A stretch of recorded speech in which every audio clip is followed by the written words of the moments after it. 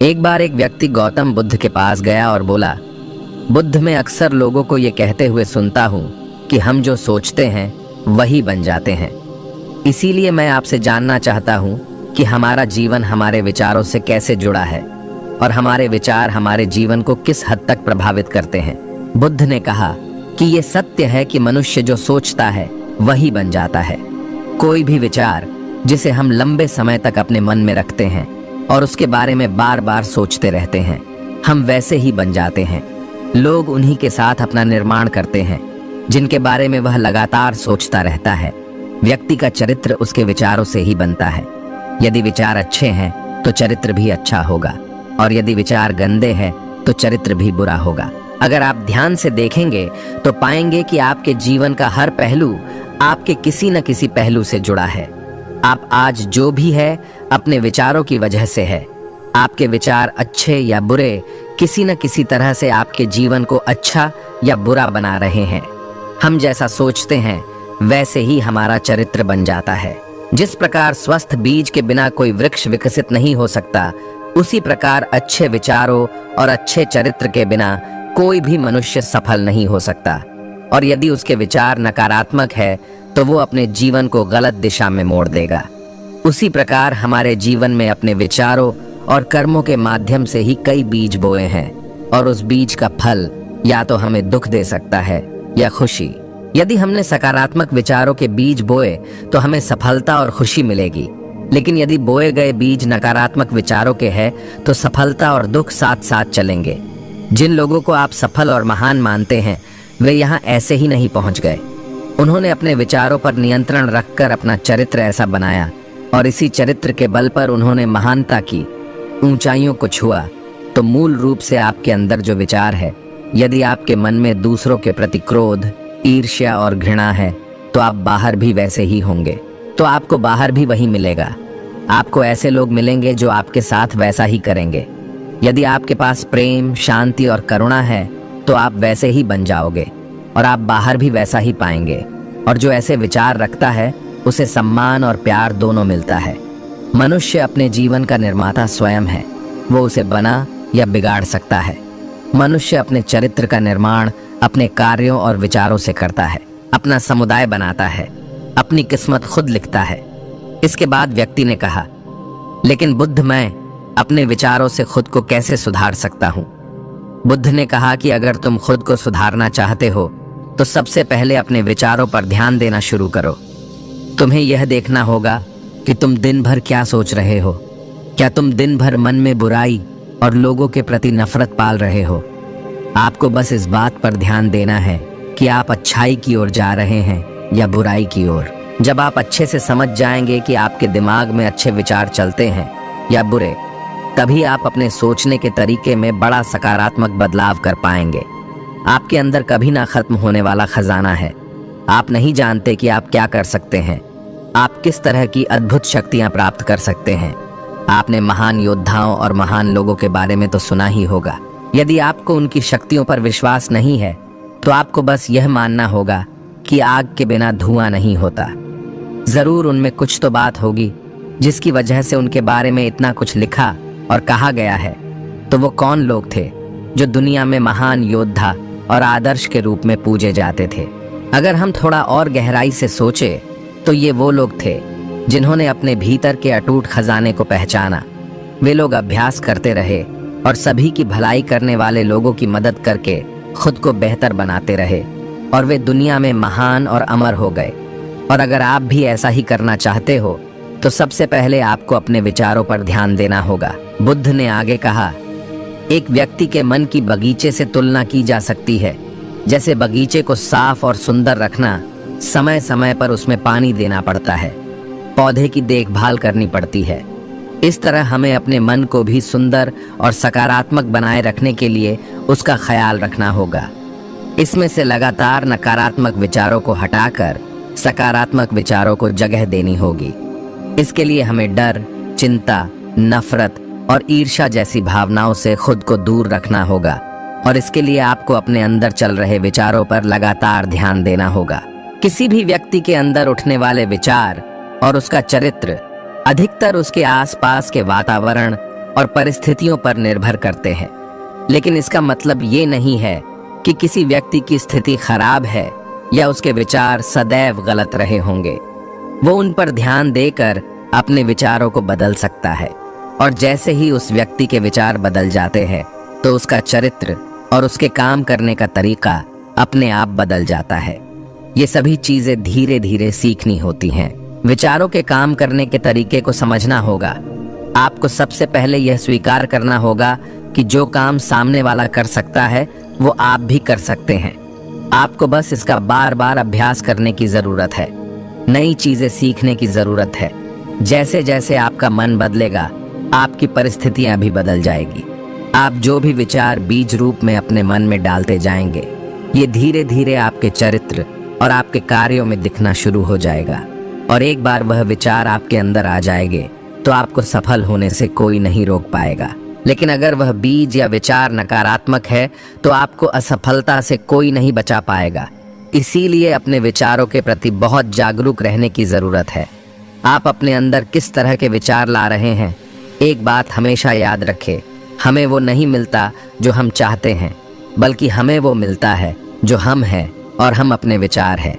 इसलिए इच्छा करना और उस इच्छा के बारे में अच्छा सोचते रहना और उसे पूरा करने का प्रयास करना दो बिल्कुल अलग चीजें हैं। क्योंकि इच्छा तो हर कोई करता है, लेकिन उस इच्छा के बारे में लगातार सकारात्मक सोचना और उसे पाने के लिए कड़ी मेहनत करना, बहुत ही कम लोग ऐसा कर पाते हैं। इसीलिए अगर आप अपनी परिस्थितियों को बदलना चाहते हैं तो सबसे पहले आपको खुद को बदलना होगा। लेकिन ज्यादातर लोग अपनी परिस्थितियों को तो बदलना चाहते हैं, लेकिन अपने सोचने और काम करने के तरीके को नहीं बदलना चाहते। और अगर लोग ऐसे ही रहेंगे तो उनके हालत कभी नहीं बदलेंगे। फिर उस व्यक्ति ने कहा कि बुद्ध, हमारे विचारों का हमारे शरीर पर क्या प्रभाव पड़ता है? फिर गौतम बुद्ध कहते हैं कि हमारा शरीर हमारे दिमाग का गुलाम है। हम जो भी सोचते हैं उसका पहला प्रभाव हमारे शरीर पर ही पड़ता है। आपने देखा होगा कि जो लोग बहुत अधिक चिंता करते हैं और डरते हैं वे जल्दी बीमार पड़ जाते हैं। साथ ही जो लोग दूसरों से ईर्ष्या करते हैं और हमेशा नकारात्मक सोचते हैं वे भी जल्द मानसिक और शारीरिक बीमारी का शिकार हो जाते हैं। और अगर आप ऐसा सोचते हैं तो आपके साथ भी ऐसा ही होगा। इसके विपरीत जो लोग हमेशा खुश रहते हैं वे दूसरों के बारे में अच्छा सोचते हैं, हमेशा स्वस्थ रहने के बारे में सोचते रहते हैं, तो उनकी ऊर्जा एक समान हो जाती है। और इस ऊर्जा का सकारात्मक प्रभाव सबसे पहले उनके शरीर पर पड़ता है। क्योंकि जिस व्यक्ति का मन शांत होता है उस व्यक्ति के शरीर की आधी बीमारी अपने आप ही खत्म हो जाती है। हम स्वस्थ रहेंगे या बीमार, यह हमारे आसपास के माहौल और परिस्थितियों के अलावा हमारी सोच पर भी निर्भर करता है। एक कमजोर और बीमार विचार हमारे शरीर को भी कमजोर और बीमार बना देता है। आपने अपने आसपास देखा होगा कि जो लोग बीमार होने से सबसे ज्यादा डरते हैं, जो सबसे ज्यादा बीमार पड़ते हैं, इस डर ने लाखों लोगों की जान ले ली है। इसके विपरीत जो लोग अपने शरीर के बारे में अच्छा सोचते हैं वे स्वस्थ और मजबूत महसूस करते हैं, और जिनके विचार शुद्ध होते हैं उनका शरीर स्वस्थ और मजबूत हो जाता है। वैसे ही हमारा शरीर सिर्फ एक उपकरण है और हमारा दिमाग इस उपकरण को नियंत्रित कर रहा है। जैसे अच्छा भोजन हमारे शरीर के लिए जरूरी है, उसी तरह अच्छी सोच यह हमारे शरीर के लिए भी बहुत महत्वपूर्ण है। जैसे ही आपके विचार शुद्ध हो जाएंगे, इसका सबसे पहला असर आपके शरीर पर दिखाई देगा। एक शुद्ध और सकारात्मक दिमाग आपको कभी भी खराब खाना खाने नहीं देगा। इसीलिए सबसे पहले अपने दिमाग को सुरक्षित रखें, फिर यही दिमाग आपके शरीर को हर बीमारी से बचाएगा। यदि कोई बीमार और कमजोर व्यक्ति अपने शरीर को पूरी तरह से स्वस्थ बनाना चाहता है तो उसे सबसे पहले अपने शरीर को ठीक करना चाहिए। विचार और उसका मन, उसे प्रकृति के संपर्क में रहना चाहिए, उसे सूरज की रोशनी में रहना चाहिए, और एक सेकंड के लिए भी अपने शरीर के बारे में नकारात्मक नहीं सोचना चाहिए। वो जैसा स्वास्थ्य चाहता है वैसे ही उसे महसूस करना चाहिए, और पूरा विश्वास है कि वो वैसा बन सकता है। फिर उस व्यक्ति ने कहा, बुद्ध, अब आप मुझे बताएं कि हमारे विचार हमारे लक्ष्य को कैसे प्रभावित करते हैं। बुद्ध ने बताया कि जब तक हमारा लक्ष्य हमारे विचारों के अनुरूप नहीं होगा तब तक आपको सफलता नहीं मिल सकती है। कहने का मतलब ये है कि आप हर दिन एक नई चीज सोच सकते हैं जो मैं आज चाहता हूँ, मैं यह बनना चाहता हूँ, कल मैं वह बनना चाहता हूँ, या बाद में कुछ और। लेकिन जब तक आप अपने लिए कोई लक्ष्य निर्धारित नहीं करते, तब तक आप कोई भी बड़ा काम नहीं कर सकते। क्योंकि नियम यही है कि जो काम हम बार बार करते हैं, उसी काम में हम आश्चर्यजनक सफलता हासिल कर सकते हैं। अगर आप हर दिन अपना लक्ष्य बदलते रहते हैं, तो आप कभी भी सफल नहीं हो पाएंगे। इसीलिए आपके जीवन में एक निश्चित लक्ष्य होना चाहिए और आपको अपनी पूरी मेहनत और लगन से उस लक्ष्य को पूरा करने का प्रयास भी करना चाहिए। और इसके लिए आपको अपने सभी विचारों को अपने लक्ष्य पर लगाना होगा, अन्यथा आपके विचार बिखरे रहेंगे और हो सकता है कि एक बार आप असफल हो जाए या आपको शुरुआत में कोई सफलता न मिले, तो दूसरों को देखकर आपके मन में यह ख्याल आने लगता है कि यह काम तो आसान है, जब वो इस काम में सफल हो सकता है तो मैं भी सफल होकर अच्छा पैसा और नाम कमा सकता हूँ। और यह भी संभव है कि इस काम में असफल होकर भी आप दूसरी तरह भागो, और ऐसा करते समय आप कई काम करते हैं, लेकिन हो सकता है कि आप किसी एक चीज में सफल ना हो पाए। इसीलिए आपको पहले एक चीज तय करनी होगी, तभी आपके विचार एक काम पर फोकस कर पाएंगे। अब आपका वह लक्ष्य कुछ भी हो सकता है, चाहे मन की शांति पाना हो या अमीर बनना हो, लेकिन याद रखें लक्ष्य वही है जो आपके विचारों को एक दिशा में केंद्रित रख सके।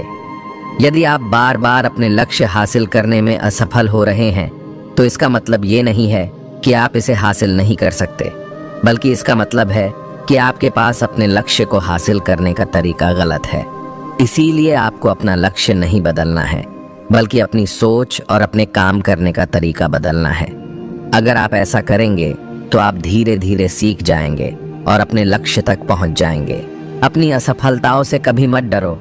अगर आप कुछ बड़ा हासिल करना चाहते हैं, तो आपको अंदर से बहुत मजबूत होना होगा, क्योंकि चाहे आप कुछ भी करें, लोग अक्सर आपको अपनी बातों से कमजोर और हताश करने की कोशिश करेंगे। इसीलिए अगर आप डरेंगे तो आप अपने किसी भी लक्ष्य में सफलता हासिल नहीं कर पाएंगे, क्योंकि डर आपकी सभी आशाओं को नष्ट कर देता है और आपके सभी विचार केवल आपके डर तक ही सीमित रह जाएंगे, और डर डर कर आप खुद को शारीरिक और मानसिक रूप से बीमार बना लेते हैं। तब आपको समझ आएगा कि आपने अपने झूठे डर के एहसास में कितनी बड़ी गलती कर दी है, और फिर आपके लिए खुद को उस स्थिति से बाहर निकालना बहुत मुश्किल हो जाएगा। इसीलिए सबसे पहले एक लक्ष्य बनाएं, ताकि आपके विचार उस पर केंद्रित हो सके। उसके बाद अगर आप बार बार असफल होते हैं, तो भी घबराएं नहीं, क्योंकि यह लक्ष्य हासिल करने का ही एक हिस्सा है, और पूरा विश्वास रखें कि आप जरूर सफल होंगे और एक दिन आप भी सफल हो जाओगे। फिर उस व्यक्ति ने कहा, बुद्ध विचारों और मन की शांति के बीच क्या संबंध है? बुद्ध ने बताया कि मन की शांति एक ऐसा खजाना है जिसे दुनिया के 1% लोग भी हासिल नहीं कर सकते, और जिसने ये खजाना हासिल कर लिया है, वह दुनिया के सबसे भाग्यशाली व्यक्ति है। वह भीड़ में सबसे अलग दिखता है। ये कहना उतना आसान नहीं है जितना लगता है। मन की शांति केवल लंबे समय तक आत्मनियंत्रण के माध्यम से ही प्राप्त की जा सकती है। जब कोई व्यक्ति खुद को समझता है और दुनिया प्यार और प्यार के बीच के अंतर को समझती है, उसके अंदर नफरत, डर और ईर्ष्या जैसी भावनाएं खत्म हो जाती है, तब एक दिन व्यक्ति को मन की सच्ची शांति मिल सकती है। और यही हर इंसान का अंतिम लक्ष्य भी है। एक शांत व्यक्ति सबसे खराब परिस्थितियों में भी खुद को नियंत्रित कर सकता है। एक शांत व्यक्ति के पास जितनी मानसिक शक्ति होती है, उतनी किसी और के पास नहीं होती। शांत व्यक्ति का अर्थ है वह व्यक्ति जिसका मन सदैव शांत हो, क्योंकि जैसे ही आपका मन शांत हो जाता है, आपके सभी विचार शांत हो जाएंगे, और तब आपको महसूस होगा कि सचमुच आपका दिमाग कितना शक्तिशाली है। जैसे ही आपको मानसिक शांति मिलेगी, आप महसूस करेंगे कि आपकी मानसिक शक्ति इतनी बढ़ गई है कि आपके लिए सब कुछ आसान हो गया है। आप जहां भी हो, आपकी परिस्थितियां जो भी हो, आप खुद को स्वीकार करना शुरू कर देंगे। आप हमेशा खुश रहेंगे। और अगर आप ये मुकाम हासिल करना चाहते हैं, तो इसकी शुरुआत आपको अपने विचारों से करनी होगी। अपने विचारों पर नियंत्रण, और अपने विचारों पर यह नियंत्रण आप केवल और केवल ज्ञान के माध्यम से ही प्राप्त कर सकते हैं। इतना कहकर बुद्ध चुप हो गए और ध्यान करने लगे, और वह व्यक्ति भी उनको प्रणाम कर वहां से चला गया। तो दोस्तों, मैं आशा करता हूं कि आपको इस वीडियो से काफी कुछ सीखने को मिला होगा। तो फिर मिलते हैं अगले वीडियो में।